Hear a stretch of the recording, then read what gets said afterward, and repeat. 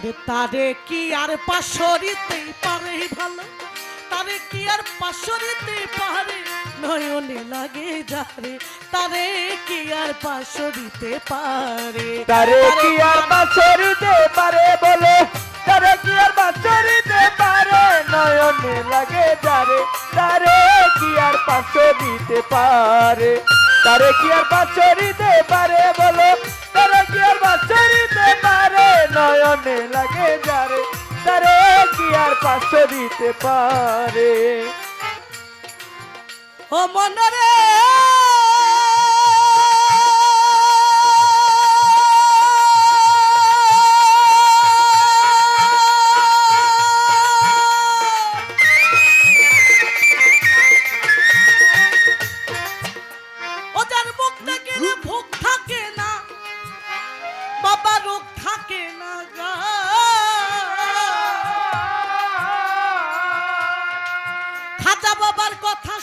দুনিয়ার কথা ভুল পড়িয়ে যায়, তার মুখ দেখিলে ভোগ থাকে না, রোগ থাকে না গা।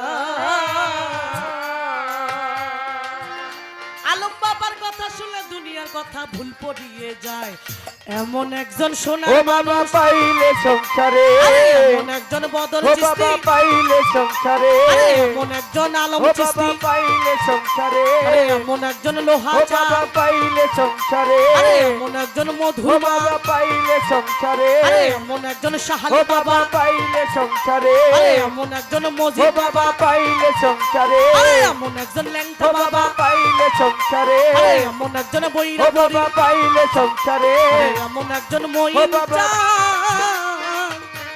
পাইলে সংসারে।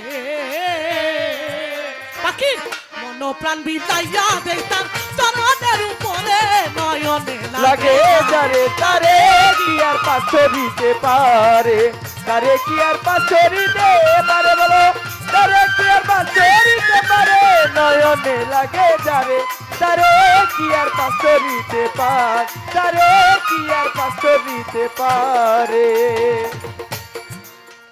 আমার যাহা প্রশ্ন ছিল আসরের ভিতরে, সুন্দর করে প্রশ্নের জবাব দিল যে আসরে, আমার জবাব দিয়া মিয়া ভাই একটা প্রশ্ন গেল যে করিয়া, খাজা বাবার জন্ম নিলেন 5টা চিহ্ন নিয়া, কি কি চিহ্ন নিয়া জন্ম নিয়া আসিলেন ধরায়, বলো বলো পাখি সরকার বলো না আমায়, বলবো কথা ধীরে ধীরে, বলবো কথা ধীরে ধীরে, যা আছে গানের ভিতরে বলবো কথা ধীরে ধীরে, ওরে যাই আছে গানের ভিতরে বলবো কথা ধীরে ধীরে। আমার খাজা বাবার জন্ম নিয়া তিনি 5টা চিহ্ন নিয়ে এই পৃথিবীতে জন্ম নিয়েছেন। আস্তে একটু কথা বলি বাবা।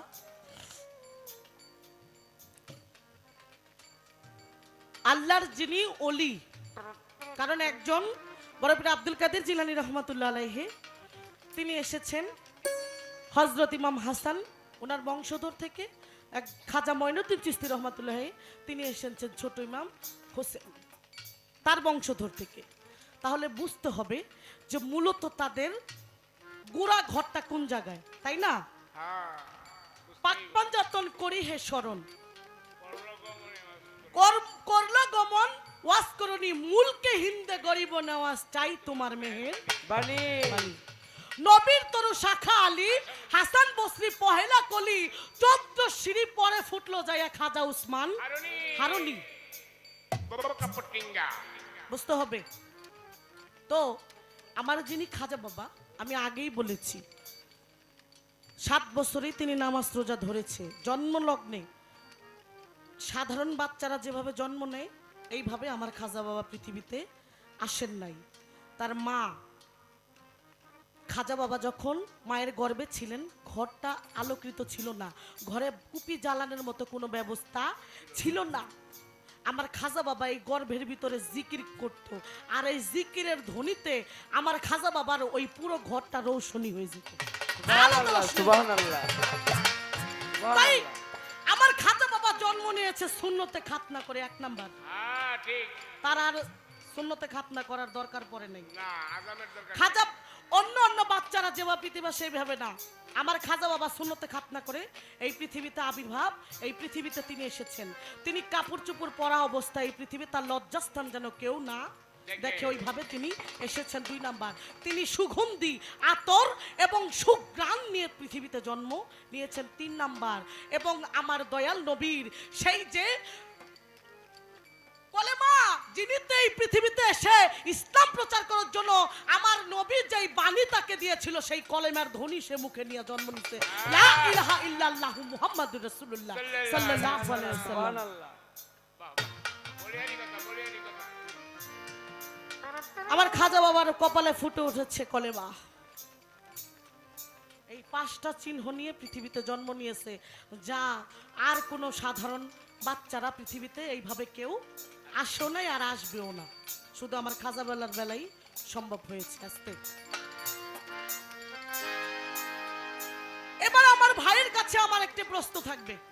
কথা করে দিগেন, কথা করে পিঠটা লাগা, কথা করে দিগেন। জিজ্ঞাসা করেছিলাম যে 18 সিপারা কোরআন মুখস্থ করলেন, 19 পারাও না, 30 পারাও না, 32 পারাও না, তো এই ঘটনা কি? সুন্দর জবাব দিয়েছেন।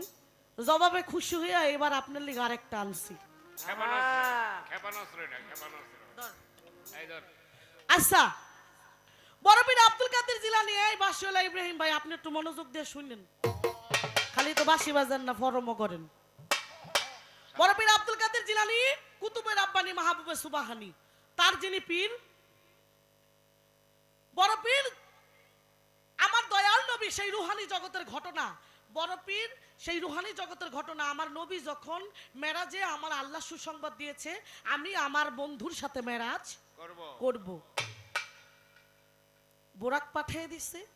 বোরাকটা হলো ঘোড়ার ন্যায়, তো ঘোড়াটা তো একটু উঁচু, উঠতে আমার দয়াল নবীর একটু কষ্ট মনে হইতেছে। ওই মুহূর্তে রুহানি বেশে পাথর হইয়া আমার দয়াল নবীর পদদেশে চরণ মুবারকের নিচে এসে উপস্থিত হইলেন। দয়াল নবী সেই পাথরের উপরে পাড়া দিয়া ভর দিয়া বোরাকে উঠলেন। তিনি নিচের দিকে খেয়াল করে দেখলেন এটা কোনো পাথর না, এটা হলো বড় পীরের, বড় পীর আব্দুল কাদের জিলানী রহমাতুল্লাহ আলাইহির রুহানি মুবারক। তিনি পাথর ভেসে আমার দয়াল নবীকে সাহায্য করার জন্য এসেছে। এখন আমার দয়াল নবী সেই বুরাক থেকেই সেই পাথরের গায়ে হাত বুলাইতেছে, কি বলে? তোমারই কাঁধেতে যখন পাও পড়িল আমার, আমি দোয়া করে গেলাম সমস্ত ওলিদের কাঁধে পাও থাকিবে তোমার। বাবা কথা কি বোঝা যায়? ক্লিয়ার, একবারে ক্লিয়ার। দোয়া করে দিছে না হ্যাঁ, যে বড় পীর আমার দয়াল নবী দোয়া করছে যে তোমারই কাঁধেতে যখন পাও পড়িল আমার, আমি এমন একটা সুসংবাদ পেয়েছি, আমি আমার মাওলার সাথে দিদার করতে যাইতেছি। এই সময় দোয়া করে দিলাম সমস্ত ওলিদের কাঁধে পাও থাকিবে তোমার। এখন আমার কথা হইল বড় পীরের যে পীর, এটা হুইনারি কেন তার কাঁধের ভিতরে পাও থাকবে কিনা এটা বোম আস্তে রাখ। বোম ফিট করছে। যদি বলেন ভক্তের পা শিষ্যের পাওয়া গুরুর কাঁধে থাকে কি করে, তাইলে দয়াল নবী যে দোয়া করছে এটা কিন্তু মিলল না, এটা মিথ্যা হয়ে গেল। আর যদি বলেন না আমার নবীর কথাই থাকবে, নবীর কথাই থাকবে, তাহলে ভক্ত কিভাবে পীরের কাঁধে পাও রাখে? আহা, দোনোটাই টিকায় রাখতে হইব, দোনোটাই হ্যাঁ, টিকায় ভাই। রাখতে হইব। মারাত্মক বিষয়। আপনি একটা কথা কইছেন কি, ওই যে বাচ্চা, আমার বাচ্চা বানাইছে, আপনাকে মনে আছে? আমি বাচ্চা কয় দাদার কাছে, দাদা ভাত খাইতে বসে দুধ ভাত দিয়া, দাদা লইছে মাছ, কয় মাছ দাও, তরকারি দাও, হ্যাঁ দাদা লইছে ডাল, কয় ডাল দাও, দাদা লইছে কয় ই দাও, মাংস দাও, সব একখানে লইয়া জগা খিচুড়ি বানাইছে। এত দিকে খাইতে পারবো বাচ্চা? এই মিয়া, বাচ্চা বাচ্চা কারে কোন? আমি তো বাচ্চার মা। আই কারে বাচ্চা বাচ্চা করতেছেন আপনি? বুঝেন না, একটা ভাত টিপ দিলে তো বুঝেন। বাচ্চা খাই দুধ, আমি আপনি খাই আমার ভাত। গোলাবান কইয়া কি কইতেছেন আপনি? বাচ্চা খাই দুধ, আমার আমরা কাছে খাই লাগে ভাত। আপনিই বাচ্চা, হ্যাঁ, আমি কই কি আর আপনি শুনেন কি? আপনি খাই দুধ, আমরা খাই ভাত। তোরে আমি আনছি কথা কইতে, এই বাচ্চা, হ্যাঁ। তুই কথা কসকে আমারে কয় বাচ্চা পোলাবান। শুনেন, ছোট বোন কোন ওইটাই ভাল লাগে, ছোট বোন কইবেন না। আপনার লোক আমার আজকে থেকে আর কোনো খাতির নেই, মানে স্টেজে কোনো খাতির নেই। না, না। স্টেজের বাইরে যাবেন, আপনি আমার ভাই, আমি আপনার বোন। এন্ড বোন বোন কই আপনি কি বুঝান? আপনার আমি সাইরা দিব, কিছুই কমো না। স্টেজে আপনি- বিষয়টা কি এরকম? আপনার উস্তাদ আবুল সরকার সাহেব আপনারা কি চালান দিছেন আমার বুঝন লাগবো না, খালি গান গাইলেই হইব, কথা কন লাগবো না। হে তারে কি আর পাশরিতে পারে বলো, তারে কি আর পাশরিতে পারে, নয়নে লাগে যারে, তারে কি আর পাশরিতে পারে, তারে কি আর পাশরিতে পারে। আর একটা কথা কইরা দিছে খুন, পাখির ভিজা কাষ্টে লাগাই দিছে জ্বলন্ত আগুন, আগুন নিভাইলে নিভে না, ওই আগুন নিভাইলে নিবে নাই রে। জ্বলছে আগুন আর থামে না, আগুন নিভাইলে নিভে না, হায় রে। জ্বলছে আর নিবে না, আগুন নিভাইলে নিবে না। কয় কি বলবো ভাই, আপনি কি কইবেন এটাকে আমি আপনাদের শিখাই দিব? না না না আপনি যা বলছি আপনি তা কইবেন, হ্যাঁ আমারে আপনি কি কইবেন না? আপনার বড় ডি তো আমারে কিছু কইতারে না, আপনি কি কইবেন?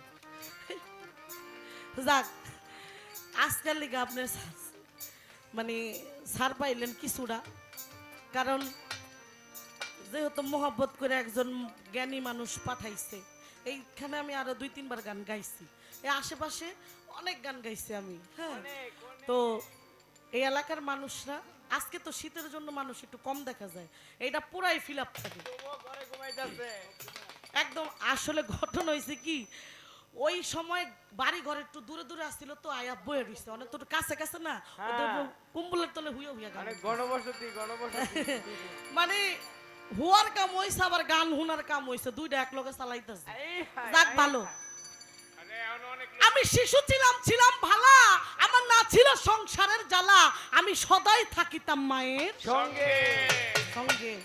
একটা কথা আমি বলে গেছিলাম না, আপনারা কিন্তু আমারে মনে করাইয়া দেন নাই। ওই যে বুইরা বেডা, ওই